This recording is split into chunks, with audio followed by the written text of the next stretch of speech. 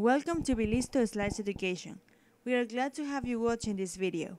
And today's slides are about an overview of one of the most important ports in Ecuador, actually the second most important, Puerto Bolivar, which is located in Machala, and it's known as the port from where Ecuador exports the majority of its banana production, and it is one of the reasons why Machala is also known as La Capital Bananera del Mundo, or the banana capital of the world. So, let's begin. The International Maritime Terminal, Puerto Bolivar, currently is administered by the Appb, which stands for Autoridad Portuaria de Puerto Bolivar. But let's take a look from the beginning, with a little history. With the arrival of the Spanish in the Ecuadorian coasts, a lot of changes were made, especially in the type of boats that the people were about to use in order to establish commerce. They changed from canoes to ships. On May 9, 1902, the cabotage dock were built. Then, on 1909, the railroad tracks were built. This railroad helped the city to make businesses with nearby cities, like Santa Rosa and Pasaje. Then, on 1910, Eloy Alfaro visited the port, and especially the cabotage dock. On July 25, 1941, during the World War II, also took place the Ecuador-Peru battle, and during this battle, Puerto Bolivar was taken by a Peruvian paratroop unit. In the picture we can see boxes of weapons and wagons loaded with weapons and ammunition brought by sea from Guayaquil in the gunboat Calderon that were confiscated by Peruvian soldiers. This ammunition had to be delivered through Puerto Bolivar and destined to Santa Rosa in order to supply Ecuadorian troops. In the same year, sales contacts and delivery routes were established in order to develop commercial activities among Guayaquil and El Oro. In the mid-50s, the development in banana transportation continues. Now, the fruit were classified and placed in cardboard boxes for better stocking and cooling. On 1968, additional works were completed, like avenues, fields, breakwaters, administrative buildings, and warehouses. On 1970 was created the Port Authority of Bolivar Port to be responsible for the administration and operation of the port, and until now they are in charge of managing the port. The enlargement of the port began in November 1974 with the construction of the marginal wharf in an extension of 360 meters. Nowadays, Port Authority is the owner of all facilities, including international traffic, berths, and areas of support. The port has a short access channel which has a distance of 4.5 miles, 9 kilometers, and this channel is also protected by a natural breakwater, the Archipiélago de Jambelí. It currently owns 620 meters linear berthing piers, ready to 4 ships of international traffic. Its marginal wharf has 360 meters and is designed for the berthing of ships of great capacity. Some of the companies that currently are working at the port are Servilanche as Light Terrain Company, Ecuestivas, Sagemar S.A., Kisil S.A. as Pilotage Company, Sareport S.A., Sagemar S.A. and Ecuestivas as Tugboat Enterprises.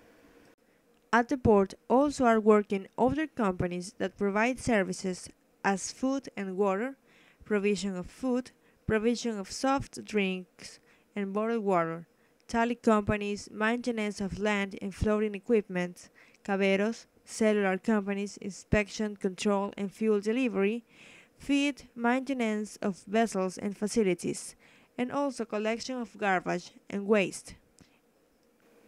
Bolivar Port also has businesses with 17 load operations companies. These companies are specialized and have experience in managing the service of loading and unloading, storage and transportation of goods that move through Puerto Bolivar, all together in a fair and healthy competition in line with the market rates ports. Some of these companies are Oporsud, Ubesa, Cabana S.A., Sermatran, Maresema, Tecninave S.A. and Elite Transporte. It's important to clarify that these companies have their own equipment, like forklift and heads and steep dooring equipment. Now we're going to see how Puerto Bolivar's facilities are distributed. First, let's take a look to this scheme. So let's begin with the physical facilities. Bolivar Port has a parking area for heavy vehicles, especially for the ones who transport banana. They have an area of 50,318 square meters. The port also has a parking area for light vehicles in the operational area. This area has 1,530 square meters. The building structure is constructed within 1,600 meters. They also have narcotics facilities for narcotics control. They train dogs in order to use them as scanners for detection of narcotics and psychotropic substances. Some of the most important facilities are the Muelle de Espigón, Muelle Marginal, and the Patio Reefer, where we are going to find reefer containers. Puerto Bolivar counts with 13 warehouses, each one of different dimensions. These storage areas are distributed within 27,104 square meters, where we are going to find warehouses and service yards for the storage of goods. 6 warehouses are designated for general cargo, with a total of 10,152 square meters. The other 6 warehouses were constructed within 14,592 square meters and are used for palletizing of bananas. The last warehouse has a dimension of 2,360 square meters. Through Bolivar Port, Ecuador exports bananas, tropical fruits, goods, and seafood, and they can import rolls of paper, urea, vehicles, heavy machinery, and pipelines. It's important to stress that about the 80% of banana production in Ecuador is shipped through this port.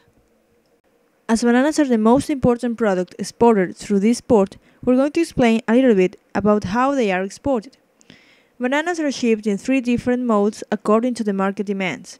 They can be shipped like bulk cargo, in reefer containers, and palletized.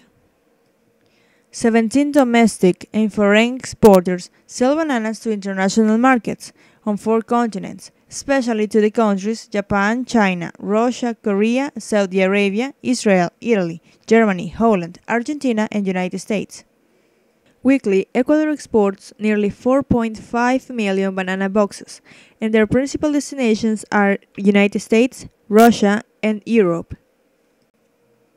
Ecuador represents the 30% of the total banana global market, and currently the price of the box is $5.50. Puerto Bolivar is complemented by the country's road network. Its strategic position in the banana capital of the world allows you to be only 13 miles from the international traffic roads near Panama Canal that connects the rest of the world. One of the most important companies that operates in Puerto Bolivar is the multinational company Maersk. One of the most important projects that Puerto Bolivar is developing is the Logistics Activity Zone, or LAS. The LAS of Puerto Bolivar will be structured in an area of 48 hectares, continuous to the port perimeter, on land purchased from the Instituto de Seguridad Social de las Fuerzas Armadas. This project will generate manpower and jobs which in turn will have a business center, palletizing areas, offices of the National Customs Service, International Revenue Service, Central Bank and other agencies, and the creation of a single window for export products. Another important project is the power plant. This project is about the creation of a power plant of 20 megawatts produced from methane, gas extracted from Campo Amistad in the Gulf of Guayaquil, which was nationalized after January 1, 2011. But the energy will be generated only for port development. The construction of the dry dock is also a project in development. A dry dock is a platform where ships that need a review after arrival are repaired. But Puerto Bolivar don't have an infrastructure like that, and ships anchored in Ecuador are required to use this service in Peru to address that need. So, with the construction of this center of operations, Ecuador will not allow $9 million a year in foreign currency leaving the country. New infrastructure. For over 20 years, there was a need to build a new pier, and with the administration of Mr. Montgomery Reyes Sanchez, prefect of the province of El Oro, administrative stability is displayed, planning, and continuity of the actions and works. During this period, the emerging plan is implemented, which helps with the dredging of areas adjacent to the docks. The studies of the construction of Pier Number 5 are updated. So, on October 5, 2010, the Technical Commission of the entity selects the Mexican-Argentine-Ecuadorian Consortium Copsi Tonacer and Asociados. Puerto Bolivar and this consortium signed a contract for the construction of Pier Number 5, which will be 240 meters long and 98 platform, with sufficient strength to support granty cranes. This platform will be specialized for the mobilization of containerized cargo. Its completion will be in 900 days. This means it will be completed in 2013. And that was a little review of how Bolivar Port is structured. But if you have any question, you can visit their website www.appb.gov.ec. Thanks for watching.